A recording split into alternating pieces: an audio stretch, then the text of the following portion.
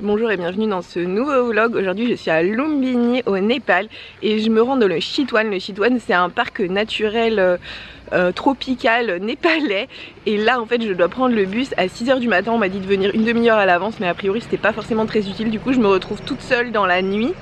Il y a quelques Népalais qui me parlent, ça m'inquiète un peu. Alors il y a un bus qui arrive, il est 5 h 45 et j'espère que c'est celui pour Katmandou et pas celui pour Pokhara.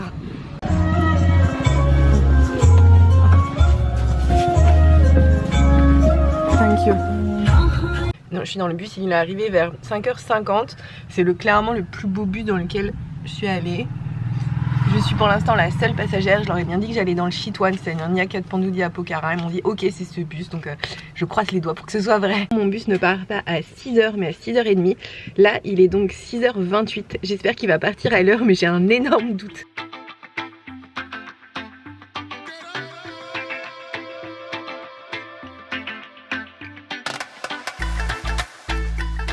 J'avais un petit peu l'espoir que ce bus soit rapide mais en fait pas du tout. Il s'arrête dans plein de villes, il fait des détours en ville, il s'arrête je sais pas combien de temps. Il y a des passagers qui montent un peu partout, ça semble assez compliqué.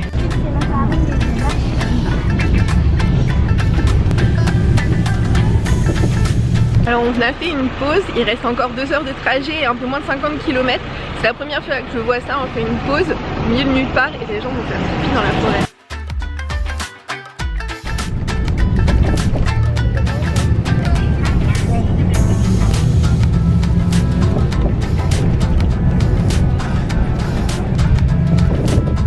Je suis à 10 minutes de là où le bus était supposé me déposer et en fait il fait une pause pour que tout le monde mange parce que tout le monde continue, donc ça ne m'arrange absolument pas. En fait tous les bus arrivent absolument en même temps, donc à l'intérieur c'est bondé. Je me suis mise sur le bord de la route, j'ai attendu soit un tuk-tuk soit un taxi. Finalement il y a un tuk-tuk qui est arrivé, il m'a proposé au début 5000 pour aller à Sawara, j'ai dit 1000 et il a dit ok. Ce que je savais pas c'est que ce serait un taxi partagé et que avant que la personne descende, voilà dans quelles conditions j'étais. Un tuk-tuk, donc ça c'est mes jambes. Il y a un monsieur sur le côté, il y a le conducteur, une fille devant, une autre personne sur le côté et moi.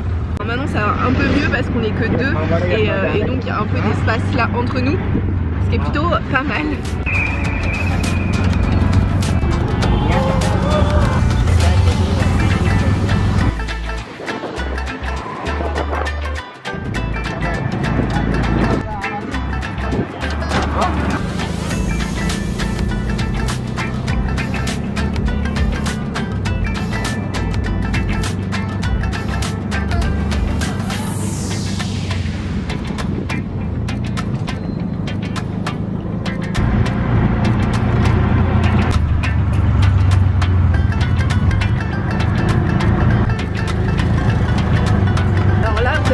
Qui va dans ce sens là, une voie qui va dans ce sens là et ici une double voie.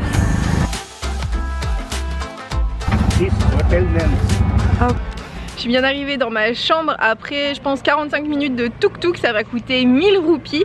Je suis arrivée dans ma chambre, du coup j'ai déposé rapidement mes affaires. Là j'ai super faim donc j'ai mangé dans un resto et en attendant je vois la ville et j'adore cette petite ville qui a l'air d'être entièrement tournée autour de la rivière et des activités touristiques qui consistent à voir des rhinocéros, ce qui est plutôt cool. Et donc là j'ai juste fait une petite pause pour regarder la rivière. Aujourd'hui je suis dans le Chitwan, c'est un parc naturel au sud du Népal où se trouve normalement une faune et une flore incroyables et notamment des rhinocéros unicornes. Et là je pars pour une excursion à la journée, ça va comprendre un tour en bateau, une marche dans la jungle et enfin un safari en jeep. Et là je me rends au point de rencontre.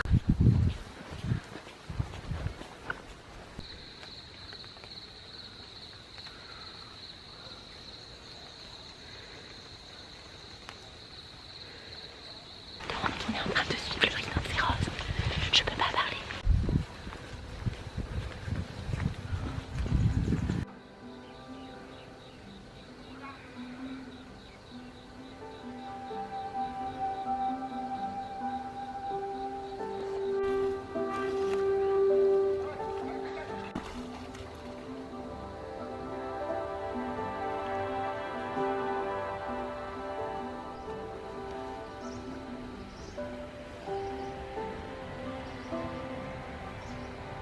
J'ai à peine vu mon guide qui m'a pas dit bonjour, il m'a dit t'as vu le rhino? Il m'a dit suis-moi.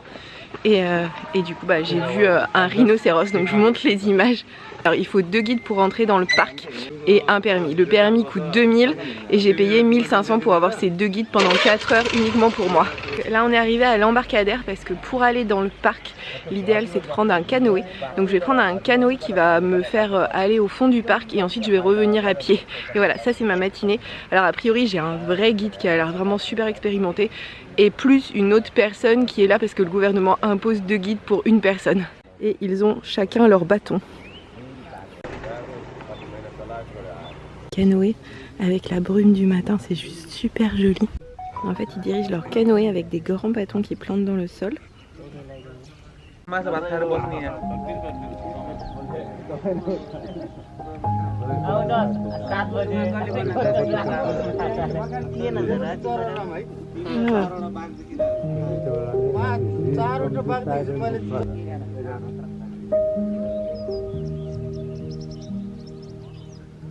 Il y a un vrai enjeu dans ce bateau à le garder équilibré pour ne pas tomber dans l'eau, en sachant que dans l'eau il y a des crocodiles et cette fois c'est pas faux, j'en ai déjà vu hier soir, donc il faut faire vraiment super attention. Je suis actuellement sur le bateau, il est ultra instable et tout tient sur le fait qu'on reste tous bien au milieu, centrés, et sinon on tombe dans l'eau avec les crocodiles. Tout va bien.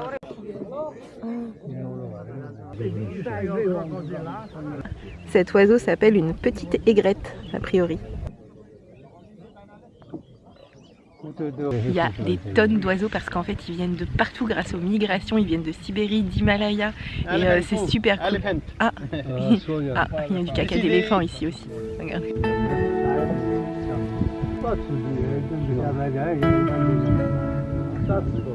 Là, ces oiseaux en fait sont des peacocks. On voit ici des oiseaux qui viennent directement de Sibérie et qui passent l'été là.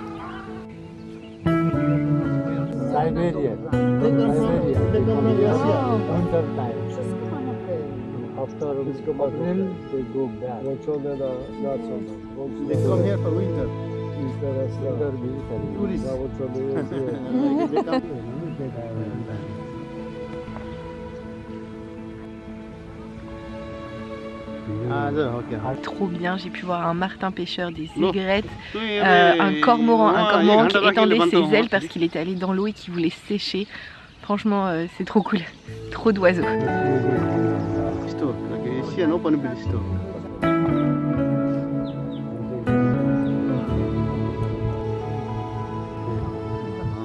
J'ai vu plein de crocodiles avec leur tête qui dépasse et leurs gros yeux qui me regardent. Franchement, j'ai pas du tout envie de tomber dans l'eau. On est venu par la rivière, on est descendu ici, on est monté jusque là.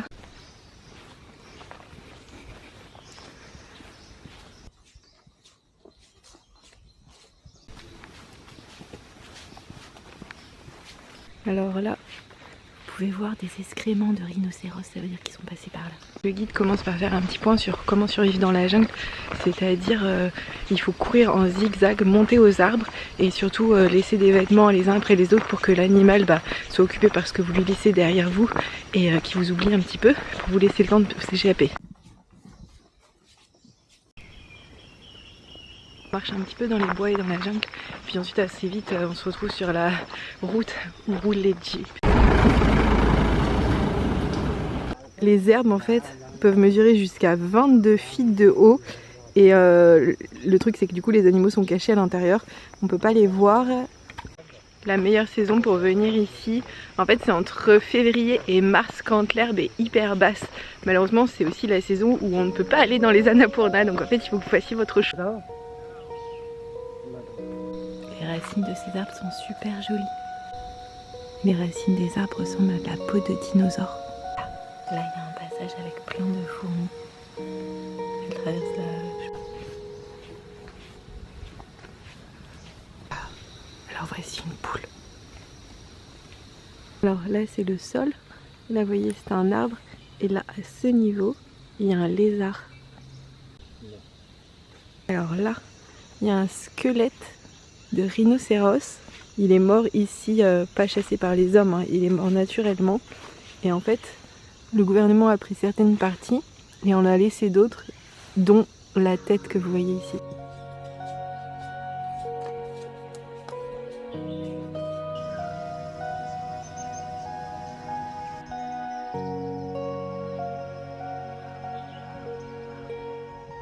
On est monté en haut d'une tour d'observation pour essayer de voir au-dessus des herbes.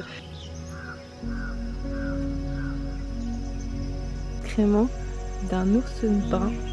Et là, ce que vous voyez en blanc, en fait, c'est un crocodile. Alors là, on peut voir hyper bien 2 crocodiles. Alors voici encore un crocodile, à moitié dans l'eau, à moitié pas dans l'eau, qui est tranquillou au milieu de la rivière. Je vais vous montrer où il est. Il est là, au milieu de la rivière.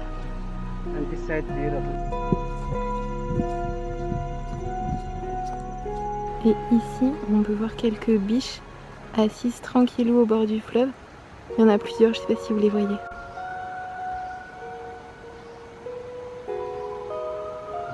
Là, on peut voir un crocodile. Ici, un oiseau. Là, on peut voir une empreinte de tigre. En fait, ça, c'est la paume et ça, ce sont les pattes.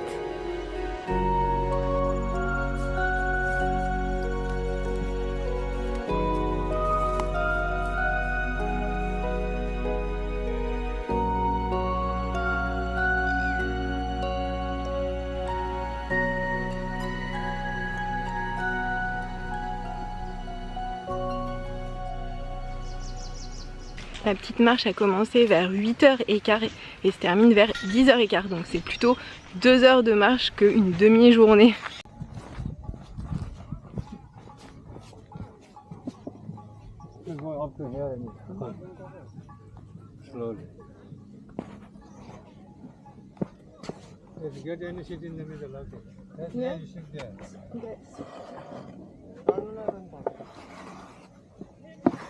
On traverse juste de ici à ici en face, donc c'est très rapide, c'est juste pour traverser la rivière.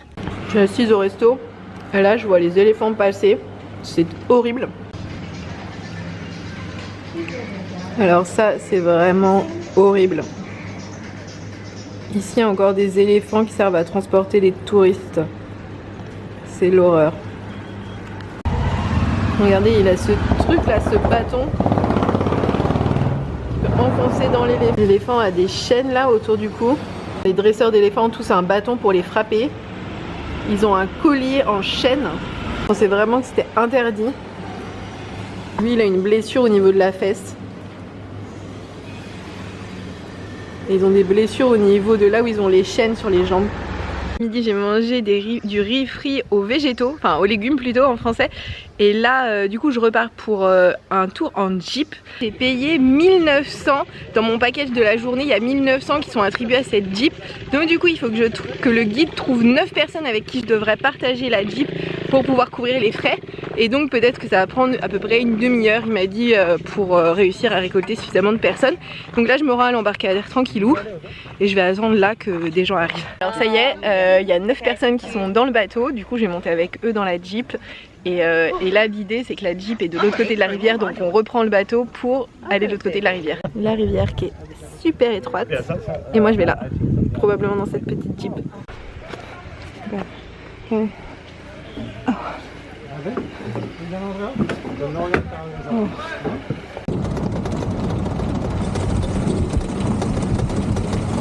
Ça y est, on a récupéré les passagers de ma Jeep et du coup maintenant on est parti pour je ne sais pas combien d'heures en Jeep dans la jungle. Alors même si je vois pas d'animaux, je m'en fiche complètement. Moi ce que je veux c'est surtout voir le parc et la nature.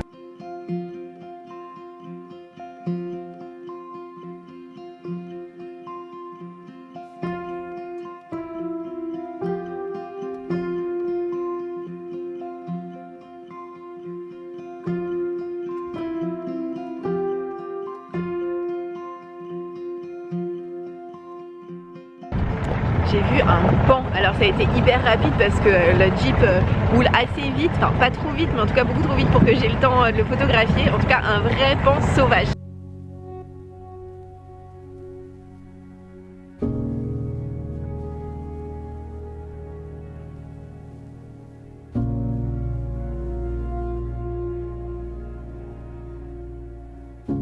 Pour l'instant, la nature est composée de 2 types, c'est-à-dire des forêts et des prairies. Et sur les prairies, il y a d'immenses herbes hautes qui peuvent faire jusqu'à 22 feet.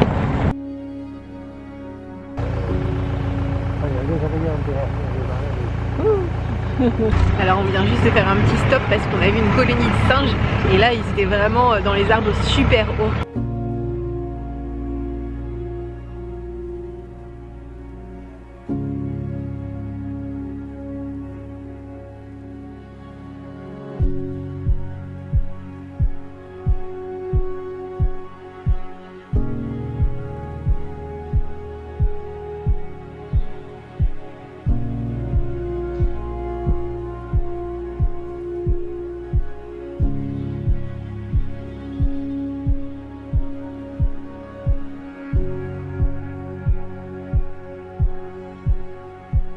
Arrêté parce qu'on a vu un rhinocéros avec son petit en train de manger de l'herbe auprès d'un plan d'eau. C'était juste incroyable. Et le petit était plutôt énorme parce qu'apparemment le petit reste avec sa mère pendant 7 ans.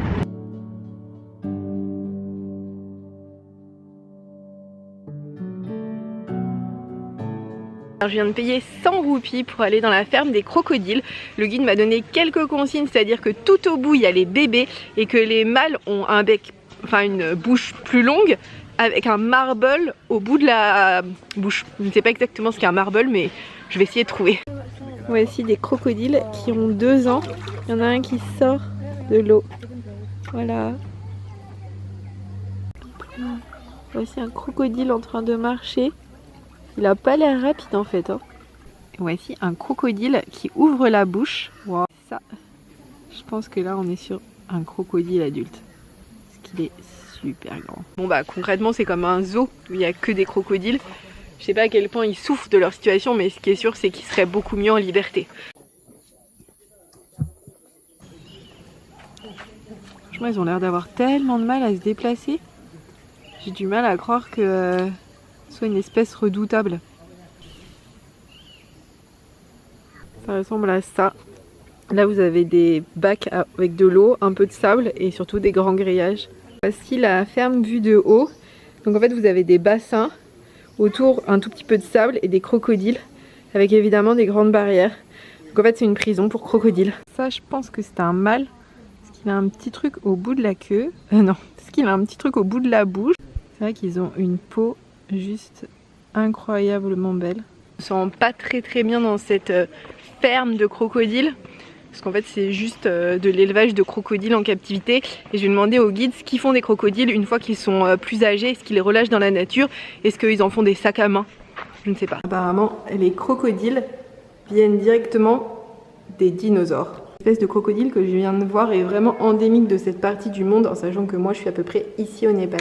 Là on voit que les crocodiles sont en haut de la pyramide alimentaire, donc ils sont en haut. Là il y a les poissons eux-mêmes mangent des insectes, des petits animaux qui eux-mêmes mangent les plantes. Donc là on est quand même sur le plus grand prédateur, mais ils n'ont pas vocation à manger des hommes. Ici tous les donateurs et notamment en France Lacoste, c'est quand même très rigolo.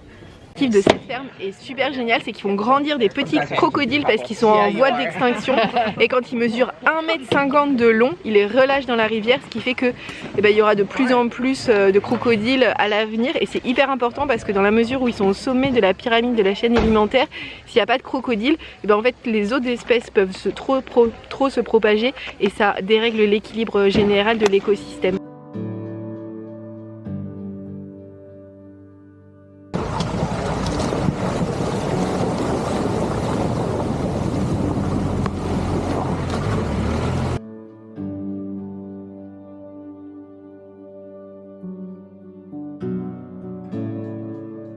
Là ici on peut voir un gigantesque crocodile qui dort au bord du lac, comme vous voyez. En fait il y a 2 espèces de crocodiles différentes, celle de la ferme est en voie d'extinction et celle des crocodiles que j'arrête pas de voir et notamment là juste là. Et en fait c'est une espèce qui n'est pas en voie d'extinction parce qu'en fait elle a une capacité de manger beaucoup plus de choses différentes que celle en voie d'extinction qui du coup est plus fragile. Incroyable de pouvoir voir une biche comme ça dans la nature. Elle est en train de manger tranquille.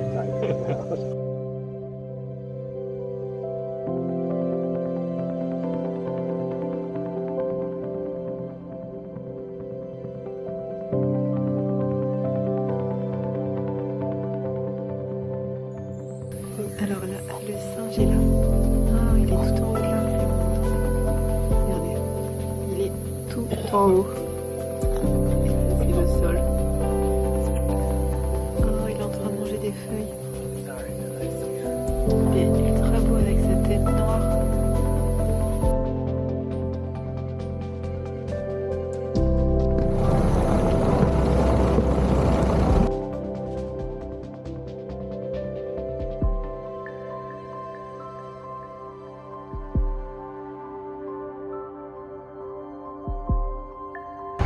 Et là, on peut voir un pan sauvage. C'est pas trop beau. Là, on voit bien leurs taches. Oh là là! Et on voit leur bois aussi. Ah, il y en a une deuxième. Waouh! C'est incroyable. J'aime trop. Encore un petit rhinocéros qui bouge les oreilles tout le temps. Après 4 heures de jeep, j'ai vu tellement d'animaux. C'était trop bien. Et voilà, et là il est temps de reprendre le bateau pour retrouver Saohara. Le bateau ça va durer 10 secondes parce que c'est juste traverser la rive. Je suis à nouveau dans le bateau, c'est donc la fin de ce vlog. Merci d'avoir regardé jusqu'ici, n'hésitez pas à le liker si vous l'avez aimé et à vous abonner pour voir celui de la semaine prochaine. Et alors ici vous avez la ville, vous voyez, et là un rhinocéros. Oh, il ressort sa tête avec ses petites oreilles, c'est trop mignon. Il y a même un petit oiseau qui s'est posé sur sa tête, c'est trop mignon. Oh, il s'en va. Wow.